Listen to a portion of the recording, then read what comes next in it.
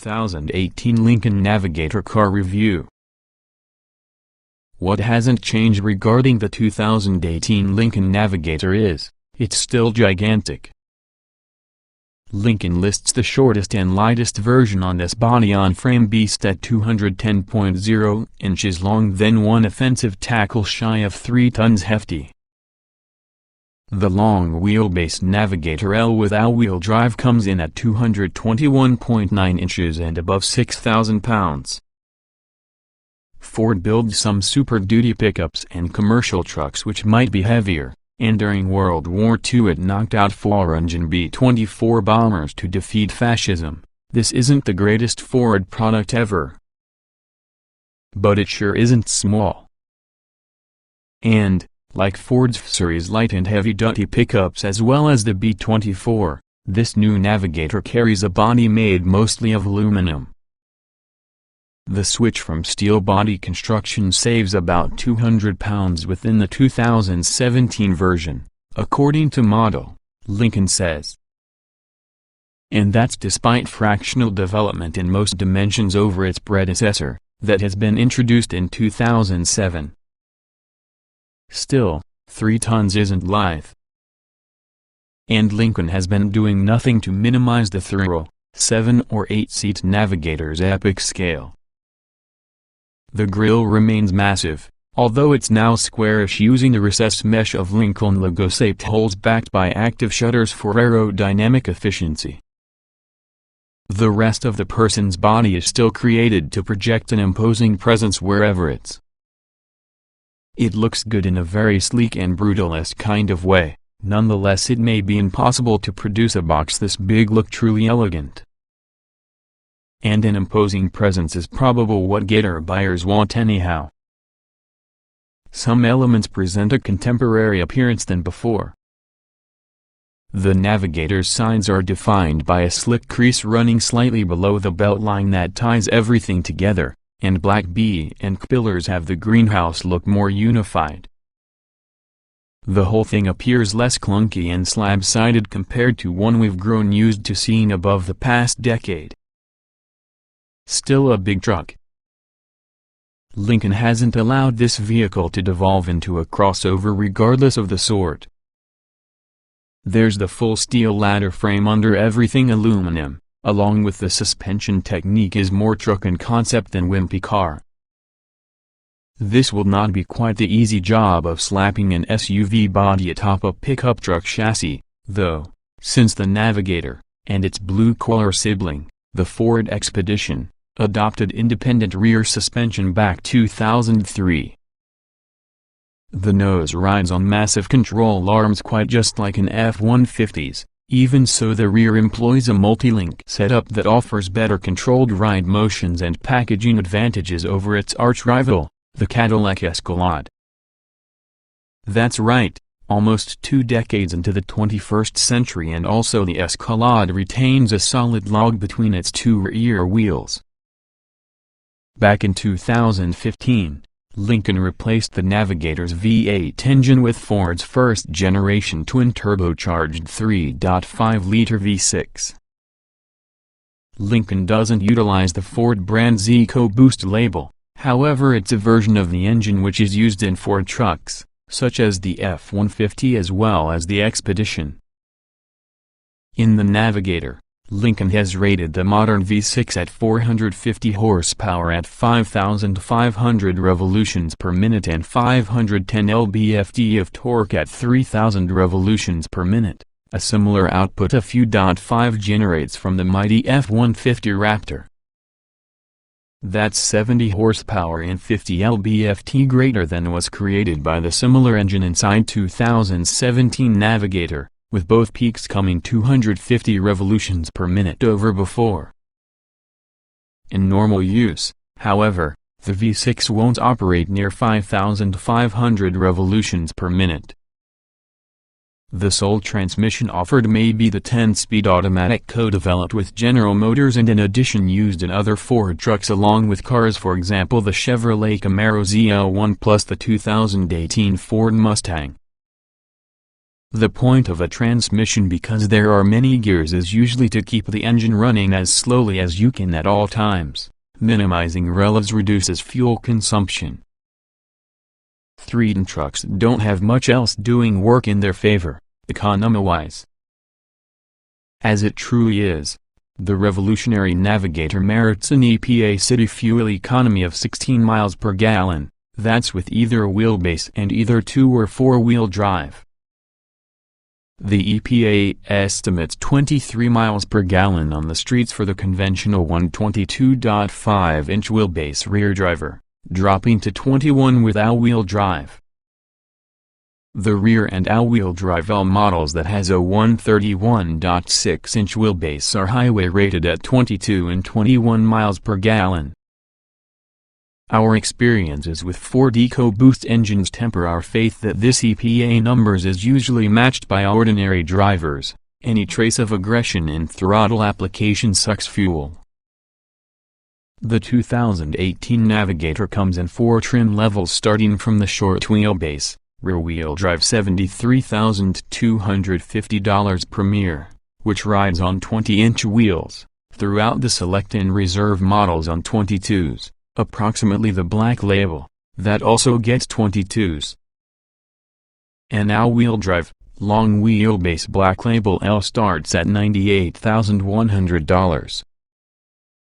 Hit your options list aggressively, and also a Black Label L will easily vault past $100,000. Like General Motors, then, Ford doesn't seem shy about asking the identical money you'd purchase a Mercedes-Benz GLS 450. Luxury doled outside in increments.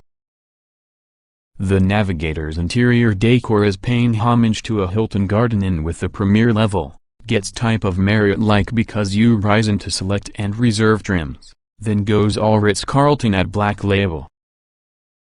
The design itself feels a little bit trapped between traditional luxury cues, thick bolstered seats and wood trim for most models, and also the emerging minimalism of touchscreens from the Center for Entertainment Systems and another screen containing the speedometer and vehicle monitors while watching driver. The speedometer seems as a subdued ghost resistant to the screen's black plane, illuminating the few numbers across the vehicle's speed.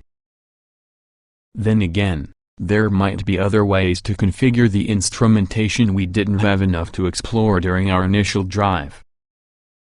There are depths for the technology which will push the training curve beyond a number of hours exposure. In the lower level models, the wood veneer is impeccable. Much in the wood grain emanates from single items of tree, plus the gloss, and it looks rich and deep. But leather quality is different from surface to surface, along with the door panels are topped using a vinyl wrap that feels cheap. Only the Black Label turns into a true leather wrap atop that surface. All things in that truck feels a notch higher. Of course, all kinds of screen-based entertainment systems can be found. And there's an onboard Wi-Fi network copied with fast-charging USB ports to maintain everyone's devices on full zap. But the most lavish choices are 30-way adjustable seats which include heating, cooling, and massage functions.